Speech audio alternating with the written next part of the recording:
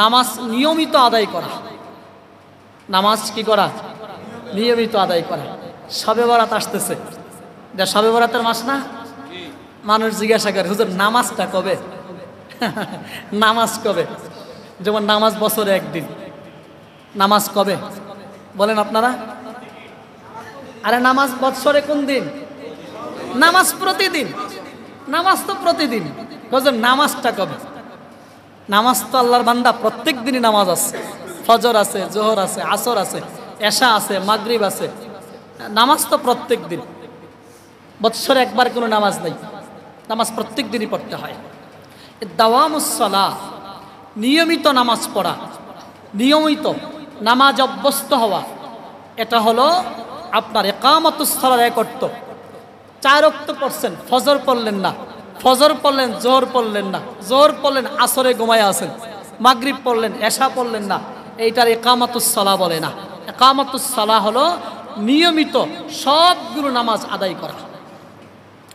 এ ব্যাপারে হাকিমুল উম্মত মাওলানা আশরাফ আলী থানভী রহমতুল্লাহ আলাইহি একটা চমৎকার কথা বলছেন।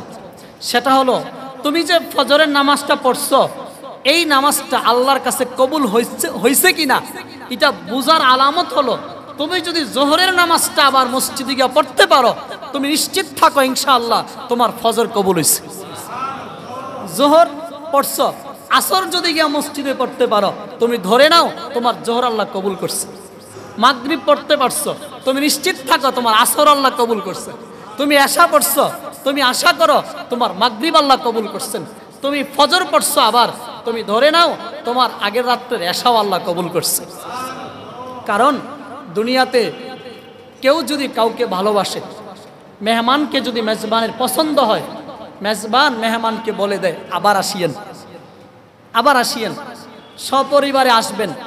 আবার আসলে কিন্তু একা আসবেন না, আবার আসলে আর যেতে দেব না, কয়েকদিন থেকে যাবেন। কি বলেন, ঠিক কিনা? আর যদি কারোর সাথে খুব রাগারাগি থাকে, মনের খুব ফাটাফাটি থাকে, পরিষ্কার বলে দেয় তোরে যেন আমার বাড়ির সীমানায় আর কোনোদিন তোরে না দেখি। ঠিক তেমনি ভাবে আল্লাহ যখন কোনো বান্দাকে পছন্দ করেন, আল্লাহ বলে দেন বান্দা ফজর পড়েছ, তোমাকে আমার খুব ভালো লাগছে, জোহরের জন্য আমি তোমারে দাওয়াত দিলাম, আবার আইসো। জোহর পড়ছো বান্দা, তোমারে আসরে দাওয়াত দিলাম, আসরে আইসো। আসরে পড়ছো বান্দা, মাগরিবে দাওয়াত দিলাম, মাগরিবে আইসো। মাগরিব পড়ছো বান্দা, তোমার আমার খুব ভালো লাগছে, এশারের সময় আবার আইসো, আমি তোমার এশারের দাওয়াত দিলাম। নামাজ কবুল হওয়ার আলামত। এজন্য নামাজ নিয়মিত পড়া, নামাজ ফাঁকি না দেওয়া, নামাজ ঠিক রাখবেন। 2টা কাজ যদি আমার যুবক বন্ধুরা 2টা কাজ করতে পারে, 2টা কাজ, তাহলে ইনশাআল্লাহ গোটা পৃথিবীর কাফের বেঈমানেরা আবার নড়ে চড়ে বসবে। এদের মধ্যে আবার কম্পন তৈরি হবে যে মুসলমানরা সজাগ হয়ে গেছে। 2টা কাজ যদি মুসলমান যুবকেরা করতে পারে, একটা হলো নামাজ, আর 2 নম্বর হলো পোশাক, চুলের স্টাইল যদি মুসলমানের মতো হয়। আজকের পৃথিবীতে বেঈমানরা আমাদেরকে ভয় পায় না। চিন্তা করে, ও তো আমাদের খালাতো ভাই, আমাদের কাটিং ওর কাটিং সেম, আমাদের পোশাক ওর পোশাক সেম, ওর নামে মুসলমান হলে কি হবে, দেখ আমাদের মতোই সব। এজন্য ওরা ভয় পায় না। এজন্য আমাদের পোশাক বদলাইতে হবে, চুলের স্টাইল বদলাইতে হবে, আমাদের নামাজটাকে মজবুত করে ধরতে হবে। আল্লাহ তাআলা মানুষকে নামাজের তৌফিক পাওয়া, এটা অনেক বড় নিয়ামত, অনেক বড় নিয়ামত। কোনো মানুষ নামাজ পড়তে না পারা, নামাজ থেকে বঞ্চিত হওয়া, বেনামাজি হওয়া, আল্লাহর কসম, অসংখ্যবার আল্লাহর কসম করে বলতে পারবো, এই লোকটা আল্লাহর চূড়ান্ত অভিশাপে, চূড়ান্ত গজবের মধ্যে ডুবে আছে, চূড়ান্ত গজবের মধ্যে আছে।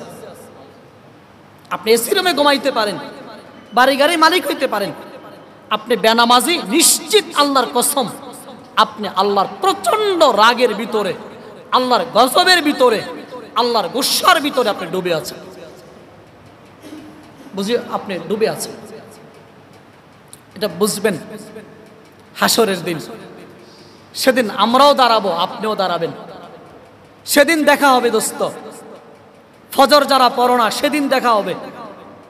আমরা কষ্ট করে ফজর পড়ি, আর আরামের ঘুম 8 ঘন্টা ঘুমায়া ফজর পড়তে পারো না। সেদিন সাক্ষাৎ হবে, সাক্ষাৎ হবে, আফসোস করবা। রুবামা ইয়াওয়াদ্দুল্লাযীনা কাফারু লাউ কানু মুসলিমিন। নাফরমান বলবে, হায় রে, যদি মানতাম, যদি শুনতাম। ইয়া লাইতানি কদ্দামতু লিহায়াতি, যদি কিছু নেক আমল পাঠাইতাম, ফজরটা যদি পড়তাম সেদিন, আজকে কত কাজে আসতো। সেদিন আফসোস করবেন। আপনি মনে করেন না আমরা বুঝি না, কিছু বুঝি। এই জন্যই তো কষ্ট করে হলো ফজরটা নামাজ পড়ি। কষ্ট হয়, আমাদেরও কষ্ট হয়। মাহফিল করে রাত 2টা 3টা আসলে এরপরে আবার ফজরে জাগা, কত কষ্ট। এরপরও ফজর পড়ি, কারণ জানি ফজর যে না পড়বে আল্লাহর কোনো জিম্মাদারি তার উপর থাকে না, আল্লাহর কোনো দায়িত্ব তার উপর থাকে না। তার ছেলে মেয়ের, তার কোনো কিছুর আল্লাহ দায়িত্ব নেন না। আর ফজর যে ব্যক্তি পড়ে, আল্লাহ বলেন তুমি ফজরটা পড়ো, বাকি 4 ওয়াক্ত নামাজ আমি আল্লাহ দায়িত্ব নিয়া, আমি তোমারে আদর কইরা তোমারে দিয়ে আমি আদায় করাবো, আমি আদায় করাবো। তুমি তোমার চেষ্টায় ফজরটা ঠিক করো, বাকি 4 ওয়াক্ত আমি ঠিক করে দেব। নামাজ পড়বো তো ইনশাআল্লাহ। আল্লাহ আমাদেরকে তৌফিক দেন। দোস্ত, আর নামাজ ছাইরেন না। আর কত আল্লাহরে কত অসন্তুষ্ট করবেন, আল্লাহরে কত কষ্ট দিবেন, আল্লাহরে আর কত নারাজ করবেন। এমনি তো জীবনে কত গুনাহ হয়ে যায়, অসংখ্য গুনাহ আমাদের দ্বারা হয়ে যায়, অজস্র গুনাহ ইচ্ছায় অনিচ্ছায় হয়ে যায়। এরপরেও ইচ্ছাকৃতভাবে অলসতা করে গাফলতে নামাজগুলো ছেড়ে দেওয়া, এটা কত বড় নাফরমানি, এটা কত বড় অবাধ্যতা। আল্লাহকে আর কত কষ্ট দিবেন। একটা সেকেন্ড আল্লাহর দয়া আমাদের উপর থেকে উঠে গেলে আমরা টিকতে পারবো না। একটা মিনিট আল্লাহর দয়া যদি আমাদের উপর থেকে উঠে যায়, আমরা কেউ টিকতে পারবো না। মুহূর্তের মধ্যে গাড়ির চাপা তলে পড়ে আমরা মারা যেতে পারি, মুহূর্তের মধ্যে দুর্ঘটনা, অ্যাক্সিডেন্ট, মুহূর্তের মধ্যে শ্বাসরুদ্ধ হওয়া, পেট ব্যথা, বুক ব্যথা হয়ে শেষ। আমরা অনেক বড় অসহায়, অনেক বড় অসহায়। এই জন্য দোস্ত, আল্লাহরে আর নারাজ না করি। বহুত হয়েছে, বহুত হয়েছে। আমি বারবার একটা কথাই বলছি, বহুত হয়ে গেছে। এবার একটু ফিকির করেন, এবার একটু জাগেন, যে এবার আখেরাতের জন্য একটু ফিকির করা। আল্লাহ আমাদেরকে নামাজগুলো ঠিক করার তৌফিক দান করেন।